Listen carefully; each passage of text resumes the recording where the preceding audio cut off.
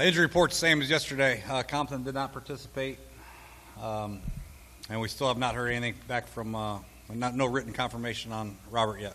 So there's nothing to announce there.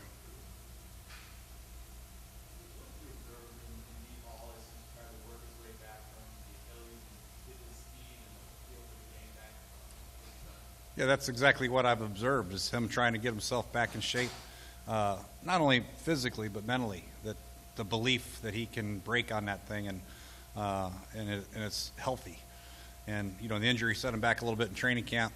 That's why we played him the last preseason game about a quarter, just to get him a good feel and confidence mentally. And I think he feels good. You see him run around out there. But it's gonna, we'll see how it plays out. This will be the first 4-quarter game that he's played in a while.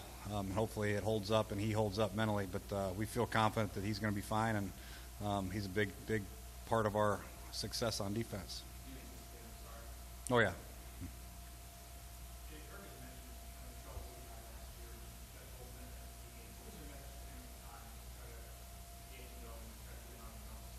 At the time of the Tennessee game?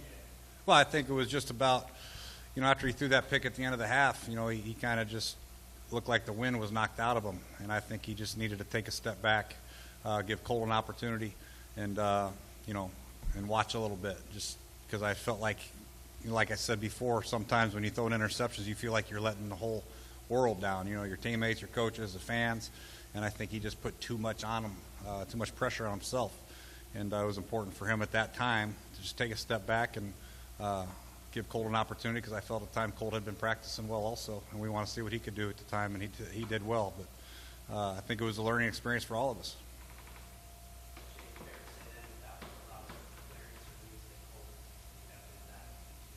He is right now, obviously, but we don't have to announce the backups, the 53-man roster, the 46-man roster, until really Sunday afternoon at 12 o'clock. So we'll just wait and see.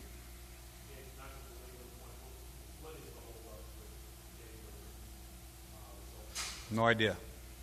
I wish I knew.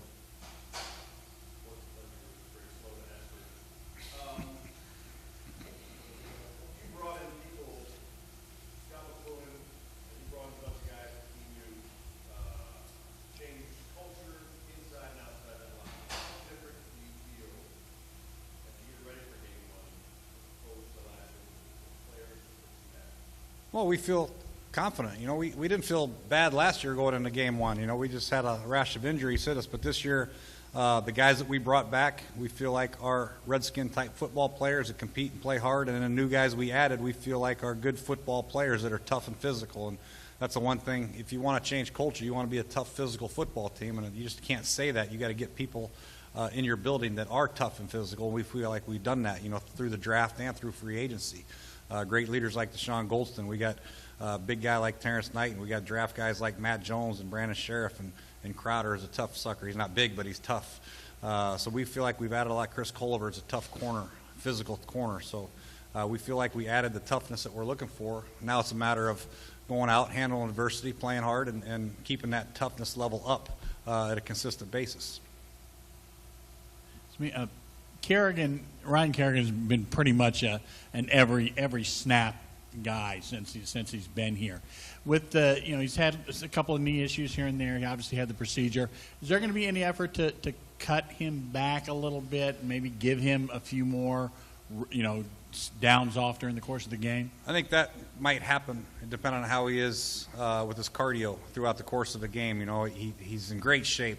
Ryan's going to keep himself in great shape, but as you well know, the game of football is a physical. It's going to be hot Sunday afternoon, and how he handles guys blocking him and rushing the passer consistently will determine how many plays he plays. He's the type of guy that really is on his own pitch count. You're tired, you get yourself out. If you're not tired, you stay your butt in there.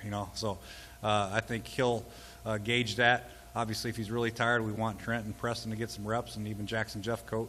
We feel like we have good depth there. But Ryan is on his own. He's going to make that call of whether or not he's tired or not, and I trust the fact that he'll give us good information.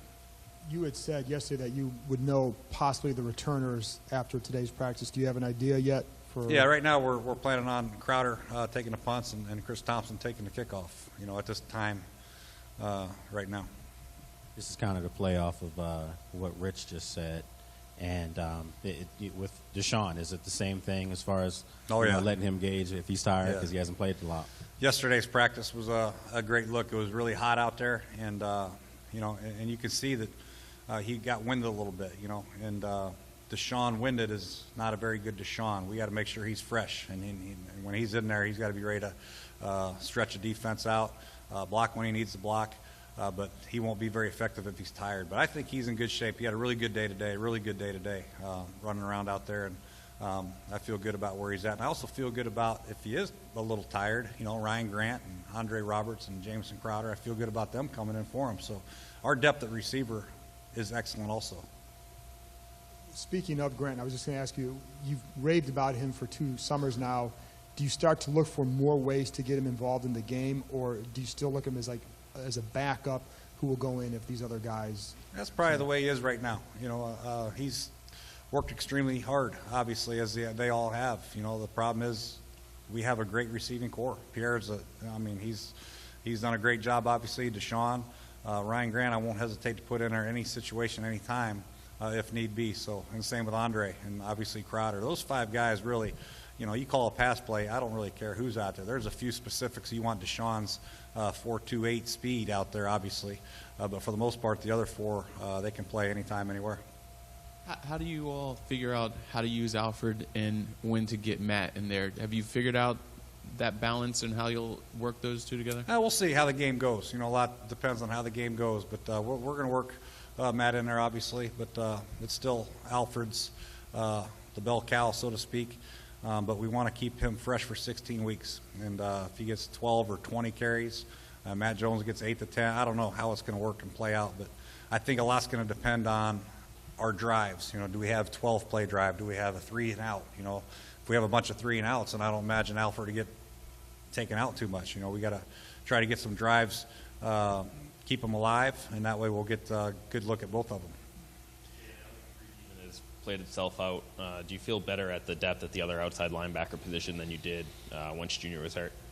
I did. Yeah, I do. I was really, it was really punch in the gut when Junior got hurt because he's really an explosive player off the edge. And I was just thinking about him and Ryan Kerrigan together, and I was like daydreaming, man, it's going to be beautiful. And then he went down. I was like, God. But Trent Murphy, Preston Smith, they're coming a long way. And obviously Jackson Jeffcoat had a really strong preseason, so we feel good about the depth. Back to the returners. Any hesitance about using Crowder since he got so little preseason action and missed a good chunk of camp as well? No, I think that's why we have all these practices. He's caught a ton of punts from Tressway, and Tress is one of the harder punters in the NFL to catch punts from.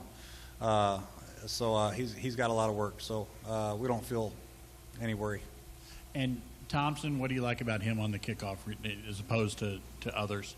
Well, you have Andre that can also do it. Andre is good. He can do both also. But I think just starting out, the way we're going to go is probably Chris, just because he's a running back. He hits it. He doesn't look afraid back there, and you got a chance to break the big one.